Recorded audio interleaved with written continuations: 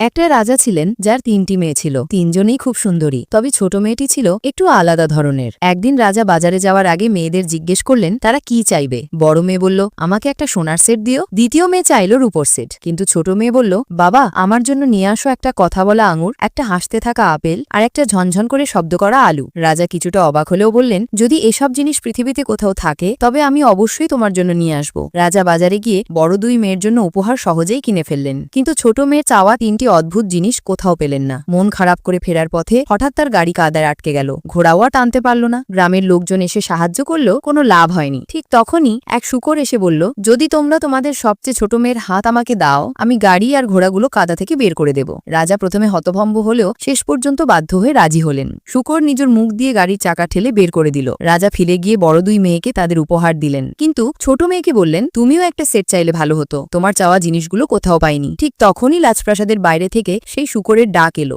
আমি এসেছি তোমাদের মেয়ে নিতে। রাজা ভয় পেয়ে একটা গ্রাম্য মেয়েকে সাজিয়ে শূকরের কাছে পাঠালেন, কিন্তু শূকর সহজেই বুঝে ফেলল প্রতারণা। রাজা দুশ্চিন্তায় পড়ে গেলেন আর ছোট রাজকুমারী কান্নায় ভেঙে পড়ল। পরিস্থিতি এমন দাঁড়ালো যে শেষমেশ রাজা বাধ্য হয়ে সত্যিকারের ছোট মেয়েকেই শূকরের সঙ্গে পাঠিয়ে দিলেন। তাকে সাধারণ পোশাক পরানো হলো আর শূকর খুশি মনে তাকে নিয়ে চলল। পথে শূকর রাজকুমারীকে সান্ত্বনা দিয়ে বলল, কেঁদো না, আমরা আমাদের বাড়ি যাচ্ছি। তারা একসময় একটা নোংরা খাঁচায় পৌঁছালো। শূকর বলল, এটাই আমার বাড়ি। রাজকুমারী আবার কান্না করে উঠল। তাকে ভুট্টা খেতে দেওয়া হলো, কিন্তু সে কিছুই খেলো না, কাঁদতে কাঁদতে ঘুমিয়ে পড়ল। পরদিন দুপুরে ঘুম ভেঙে সে অবাক হয়ে দেখল নোংরা খাঁচাটি রূপান্তরিত হয়ে এক রাজপ্রাসাদে পরিণত হয়েছে। অনেক দরবারি নিয়ে এসে তাকে সুন্দর সাজিয়ে এক রাজকীয় কক্ষে নিয়ে গেল, যেখানে এক স্নিগ্ধ যুবক তার জন্য অপেক্ষা করছিলেন। যুবক বললেন, যা কিছু তুমি দেখছো সব তোমার, আমিও তোমারই, যদি তুমি চাও। রাজকুমারী বিস্মিত হয়ে জিজ্ঞেস করলো, তুমি কে? যুবক উত্তর দিল, এসো আমি তোমাকে কিছু দেখাই। সে রাজকুমারীকে নিয়ে গেল একটা বাগানে, যেখানে আঙুরের লতা থেকে আঙুরগুলো বলছে, আমাদের তোলো তোলো। একটু দূরে ছিল একটা আপেলের গাছ, যেখানে লাল লাল আপেলগুলো হাসছিল।